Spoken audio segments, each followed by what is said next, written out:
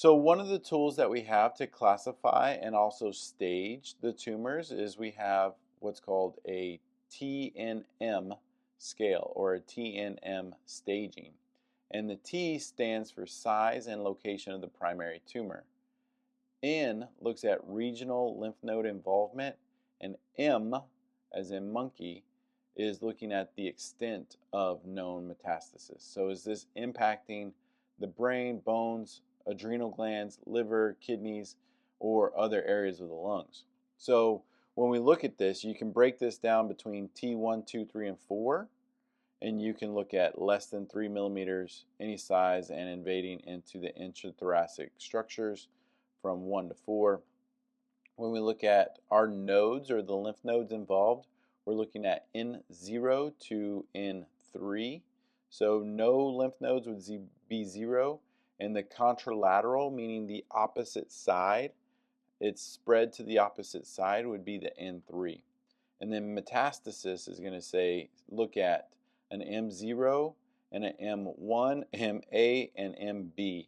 So we have 3 different scales that we use when we're talking about classifying these lung cancers. Other things that we may actually be more familiar with is staging. You have stages 0 and 1, stages 2 and 3, and then stage 4.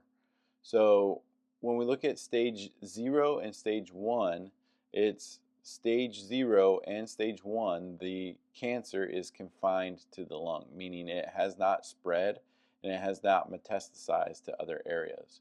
When we look at stage 2 and 3, the cancer is confined to the chest with larger tumors.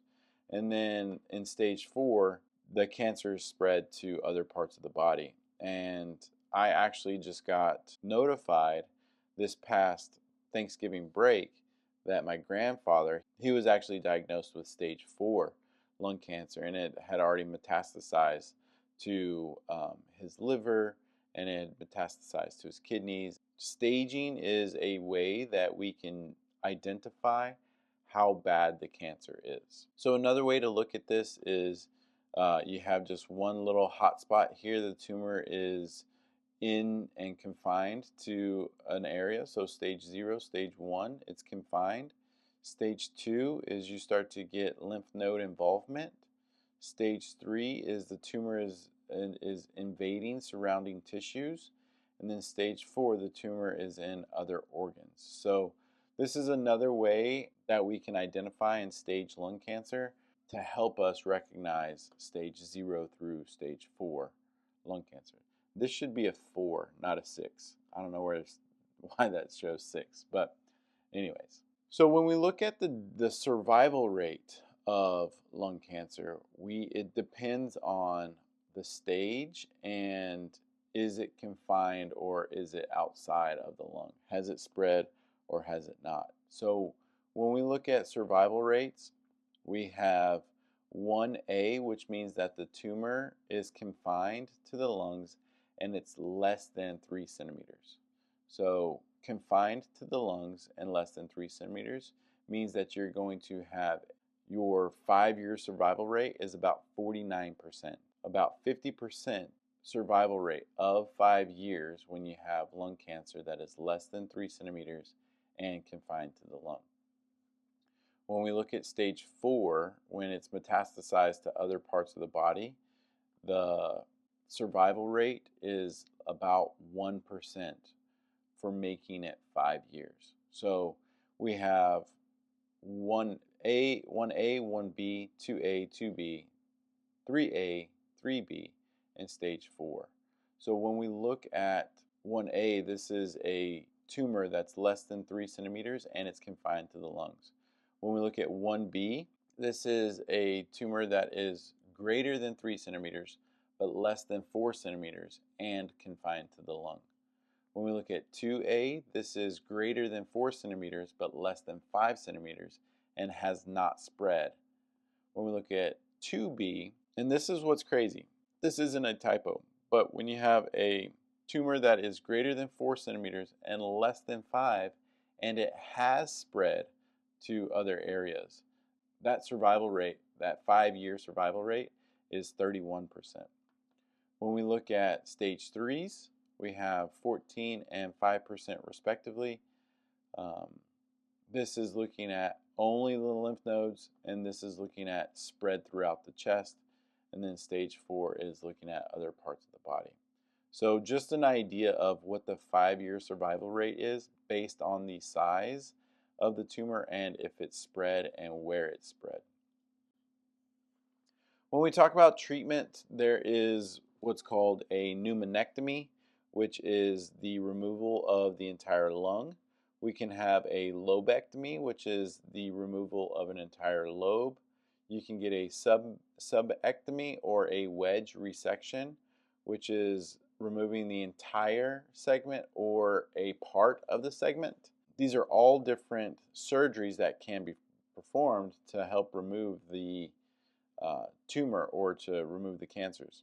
Then there's what's called a video-assisted thoracic surgery, and this is used to treat early stages of lung cancer located in the pleura or the peripheral parts with just a smaller incision.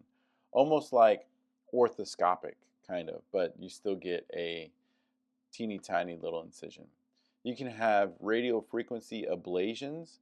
This is a thin needle that's inserted into the tumor, and you send electrical current to heat the tumor and cells and actually destroy it.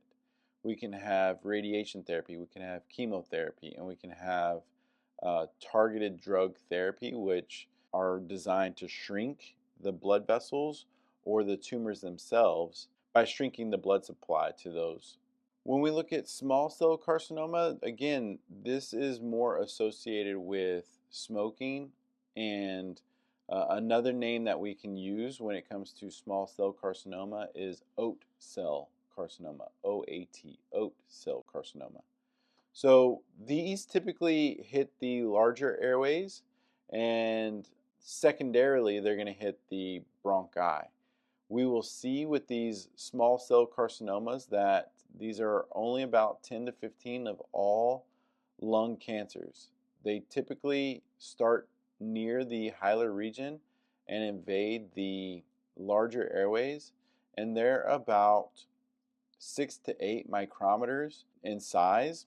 And we see that there's a rapid growth, and they become large very quickly, and they metastasize very early.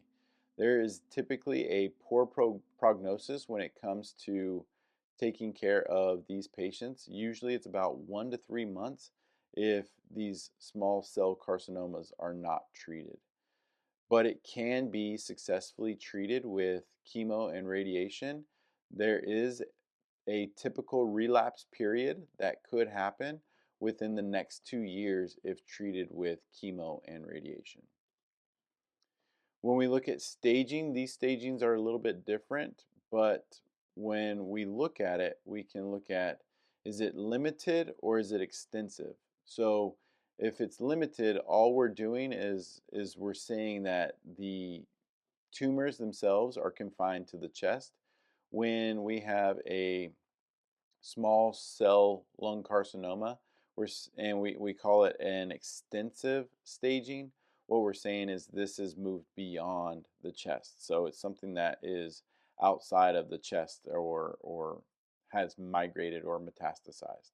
So the staging process when it comes to the small cell carcinomas is it's a lot easier. We have stage 1, stage 2, stage 3, stage 4. We don't have the A's and the B's. We don't have a lot of additional information when it comes to this staging. So when we look at the staging, we're looking at less than 3 centimeters, between 3 and 4 centimeters, between 4 and 5 centimeters, and greater than 5 centimeters. And that's we're talking about the tumors themselves.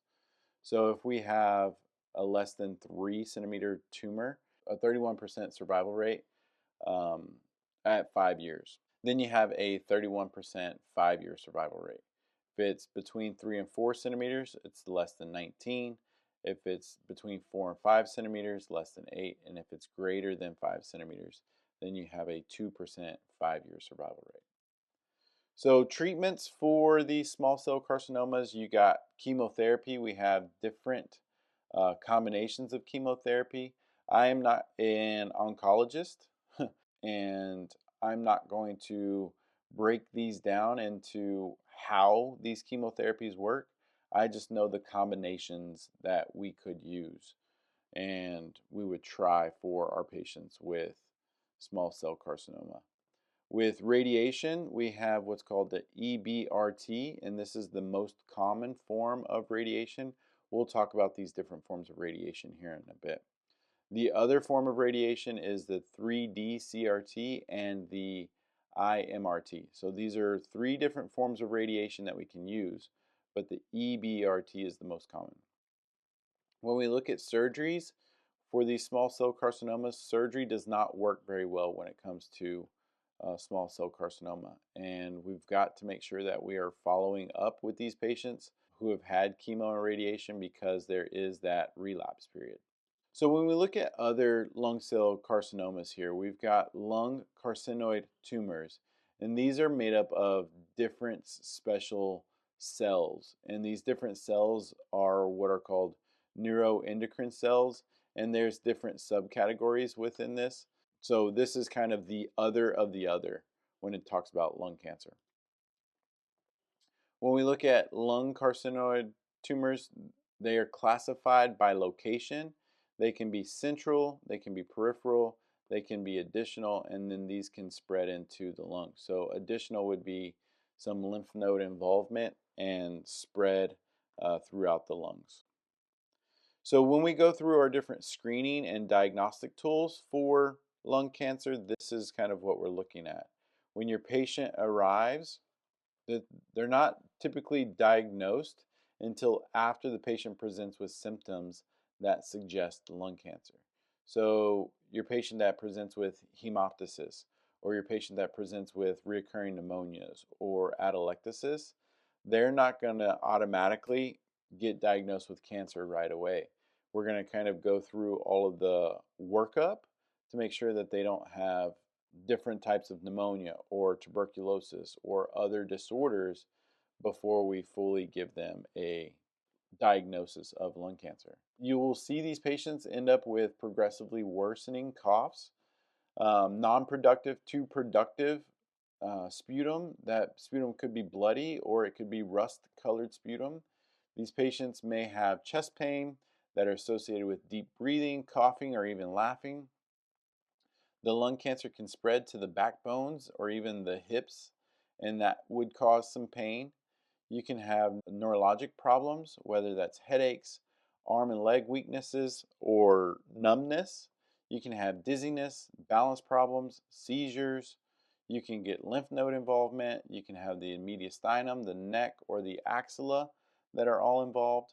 But when we see this, we see a progressive worsening cough, chest pain, a hoarse voice, poor appetite, weight loss, shortness of breath, fatigue. They could end up with frequent bronchial infections or pneumonia, a sudden onset of wheezing, bone pain, neurologic problems, jaundice, enlarged lymph nodes. So a host of different signs and symptoms that we would have.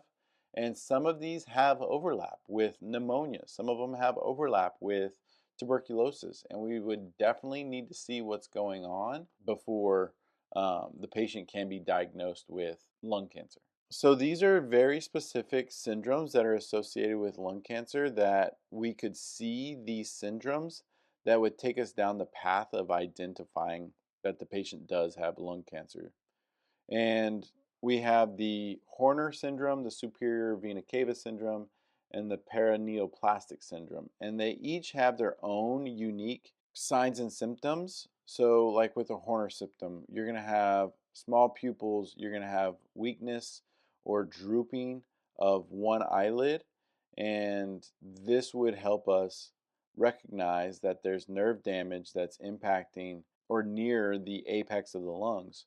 So this could be a sign that the patient has lung cancer. Same thing here with the superior vena cava. You have upper portion of the right lung that's compressed by the superior vena cava, or that's suppressing the vena cava. So you have decreased venous return. Your patient's going to have like face, neck, or upper arm, chest swelling because none of that blood is circulating the way it's supposed to. So very specific kind of signs and symptoms that we see with this superior vena cava syndrome. In the paraneoplastic syndromes, you could have a variety of tumors that could lead to growth in the bones. You could have metastatic cancer into